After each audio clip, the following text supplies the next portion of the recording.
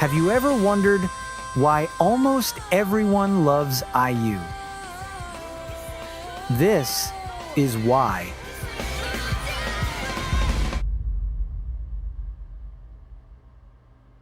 Before she was IU, she was just Lee Ji-eun. She was born in Seoul in May 1993, and for part of her childhood, she lived with her grandmother and her younger brother in a small home in Gyeonggi while her parents worked through a rough financial stretch.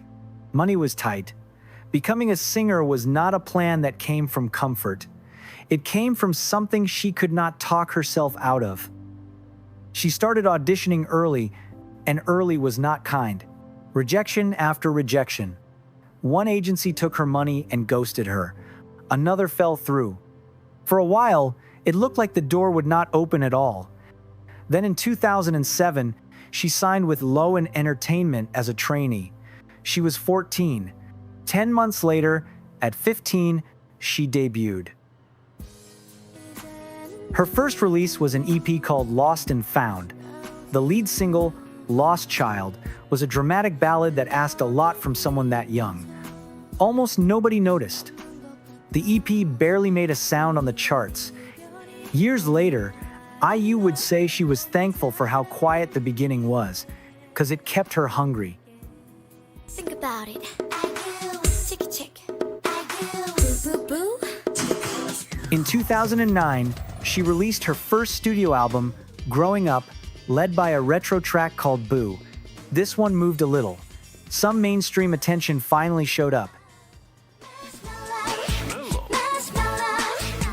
The following year, IU arrived, building on it. Neither album made her a star. She was on television, she was making music, she was still mostly in the background. By the middle of 2010, she was 17 years old. She had been working in the industry for 3 years. She had released 3 projects. None of them had made her a star.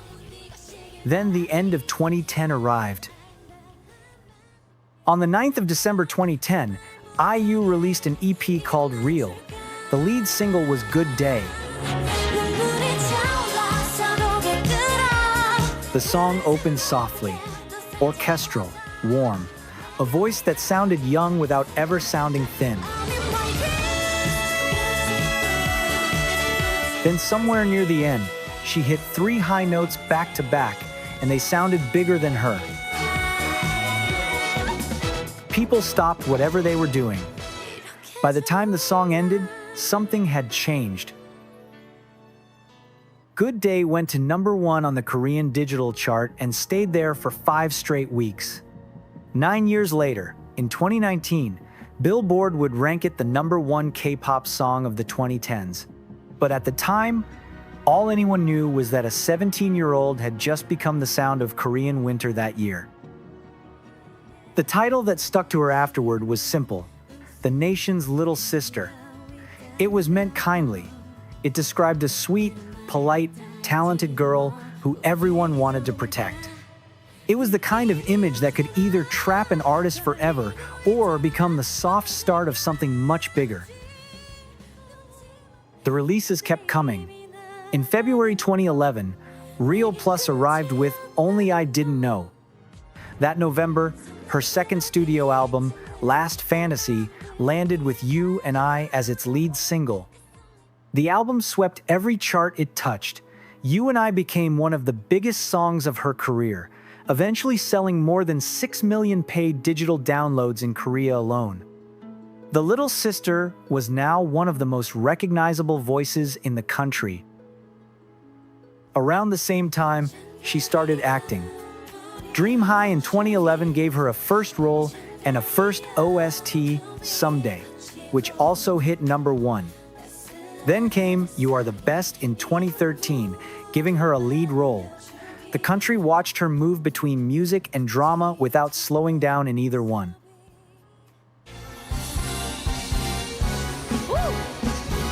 In 2012, she toured. Her first solo tour, Real Fantasy, sold out its Seoul shows in 30 minutes. The same year brought her Japanese debut at Tokyo's Bunkamura Orchard Hall, where she was the youngest Korean singer ever to perform at that venue at the time.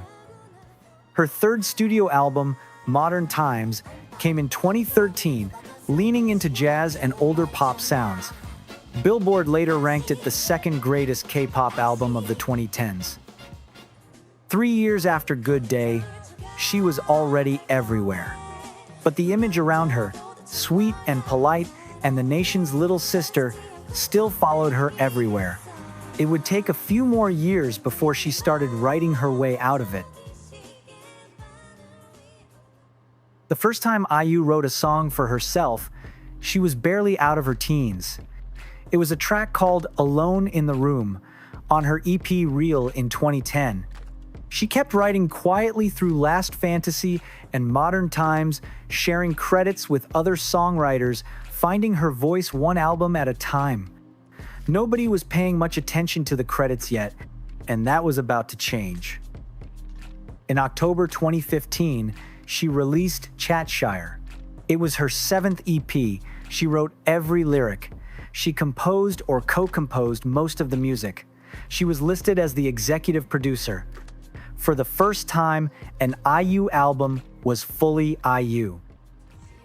The lead single was 23. It was a song about not knowing who you were yet, about being seen by everyone while still trying to figure yourself out. It sat between being a girl and being a woman, between performing and being honest. The sound pulled from jazz and pop in ways that felt older than she was. The lyrics felt personal in a way her earlier releases never had. I'm 23 now,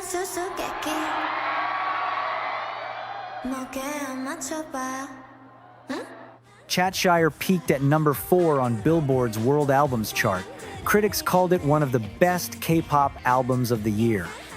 But more than the numbers, it was the first time people started talking about IU as a songwriter, not just a singer. The girl with the voice was now also the girl with the pen. 2 years later, Palette arrived. Released in April 2017, Palette was her 4th studio album, and it was the moment the old image started slipping off for good. She wrote most of the lyrics. She served as executive producer. The title track featured G-Dragon, and the song sounded relaxed, like she had nothing left to prove.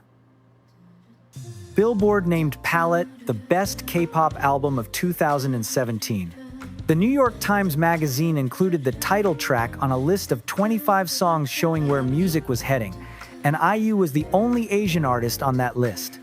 She won Best Songwriter at the Melon Music Awards.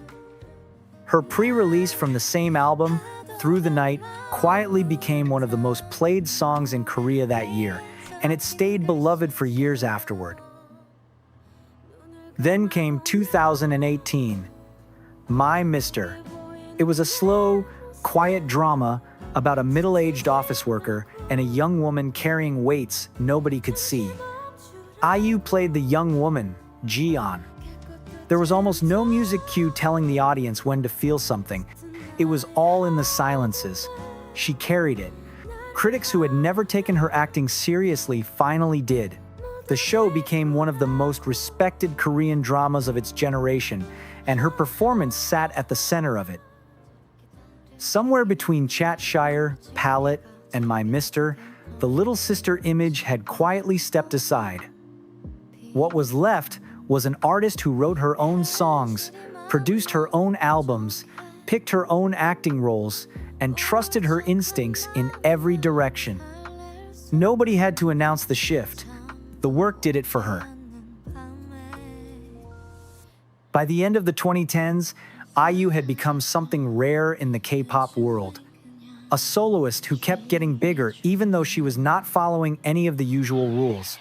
No group, no constant variety shows, no constant comebacks. She would disappear for a year or two, then return with an album that moved everything. Each time she came back, her place in the industry had gotten bigger. In November 2019, she released the EP Love Poem. She wrote every track. 2 of them were produced by her. The lead single of the same name felt like a slow, warm hand extended to whoever needed it.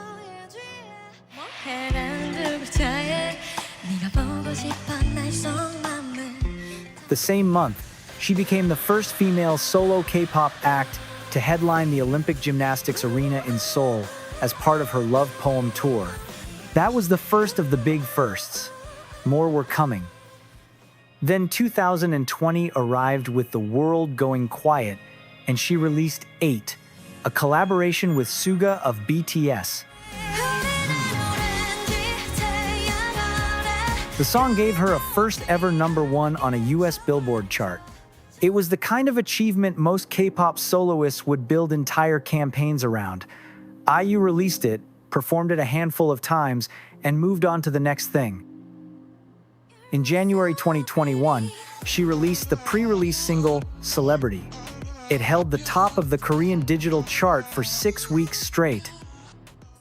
2 months later, in March 2021, her 5th studio album, Lilac, arrived.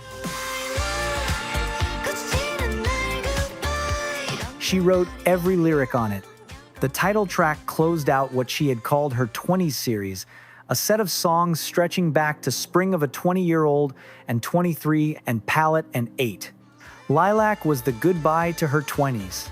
She was turning 30, and she was saying farewell to her youth through her songs. The album went platinum in Korea. Celebrity was named the most popular song of 2021 in the country. She won Best Songwriter again. Then came September 17 and 18, 2022. The Golden Hour, Under the Orange Sun. 2 nights at Seoul Olympic Stadium. IU became the first Korean female solo artist ever to hold a concert at that venue. The footage from those nights is the kind people still re-watch years later. She stood on a stage no female soloist in Korea had ever reached, and she looked completely at home on it. The records kept quietly stacking. Most #1 songs in Korean chart history. Most weeks at #1 on Billboard's K-pop Hot 100. Rolling Stone listed her at number 135 on its 2023 ranking of the greatest singers of all time. Her name kept appearing in rooms she had never tried to push her way into. In January 2024, the next chapter arrived. She released Love Wins All, a standalone single with a music video that featured V of BTS, and the message underneath was simple. Even when everything around you is falling apart, love holds. It debuted at #1 on the Circle Digital chart. The music video passed 100 million YouTube views within 19 months of release. For a song this soft, with this kind of message, that was a rare thing. The following month, her 6th EP arrived, The Winning. She wrote every lyric on it. The double lead singles were Halsey and Shopper, both entering the top 10 on the Circle Digital chart in the week of release. The EP had the feeling of someone gearing up for something bigger, and the bigger thing was already booked. On the 2nd of March 2024, she opened her first full world tour in Seoul. HEREH World Tour. 18 cities across Asia, Europe, and North America. It was her first full tour in 5 years, and the scale was on a different level from anything she had done before. The numbers stacked up. Billboard counted over 92,000 tickets sold across 8 of the shows, with over $16.6 million in revenue. The tour landed at #6 on Billboard's highest-grossing K-pop tours of 2024. At the Melon Music Awards that year, HEREH took home Stage of the Year. Then the tour came home in September, Seoul World Cup Stadium, a venue that had hosted only a handful of solo K-pop concerts ever, with headliners before her including Psy, G-Dragon, and 17. IU became the first woman musician ever to headline it. Around 100,000 fans came across 2 nights. And the second night, September 22, marked her 100th solo concert. Before the show, she handed every single person in the audience a cushion and a pair of binoculars so they could actually see her from anywhere in the massive stadium. To the residents living near the venue, she sent noise apology letters along with gift-wrapped trash bags. A small, quiet gesture to people who would not even be attending the show. When the concert reached its closing moments, she looked out at the crowd and said she felt like a dandelion seed floating in the wind, and that her goal was to keep being a singer for as long as she could. That night, she stood on a stage no woman had ever headlined before, looked out at 100,000 people, and still talked about herself like she was just getting started. After the tour closed, it would have been fair to expect a quiet year. She had just spent 6 months traveling across 3 continents, performed her 100th solo concert, headlined the biggest stadium in the country, and released a full EP alongside a global single. Most artists would take a breath. IU walked into 2025 and went straight back to acting. In March 2025, she starred in When Life Gives You Tangerines with Park Bo-gum. The Netflix series was a slow, tender story set across decades on Jeju Island. Audiences loved it. Critics loved it. It became one of the most talked about Korean dramas of the year. She earned Best Actress at the 4th Blue Dragon Series Awards for the role, along with a nomination at the 61st Baeksong Arts Awards. Around the same time, NetEase Cloud Music named her the most streamed Korean artist in the platform's 12-year history, with more than 3.9 billion streams to her name. Forbes Korea called her the queen of K-pop and K-drama. The titles kept arriving, and she kept letting them land gently. On the 27th of May 2025, nearly 17 years into her career as a singer, she returned to music with A Flower Bookmark 3. It was her 3rd cover album, a soft continuation of a series she had started back in 2014. Hyo Namjoon and Cha Eun-woo made guest appearances on the project.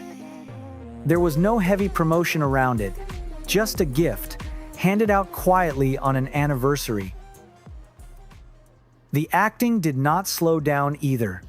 On the 10th of April 2026, she returned to the screen in Perfect Crown, a romance set in a version of modern Korea where the country still has a royal family. She played a Chaebol HEREH in a contract marriage with a prince, played by Byun Woo-sok. The pairing was one of the most anticipated of the year before a single episode even aired. A year after her award-winning run in When Life Gives You Tangerines, she was already back on screen carrying another lead. And through all of this, something else had been running the whole time. Since 2016, she has funded an IU scholarship at her old high school. She donates regularly.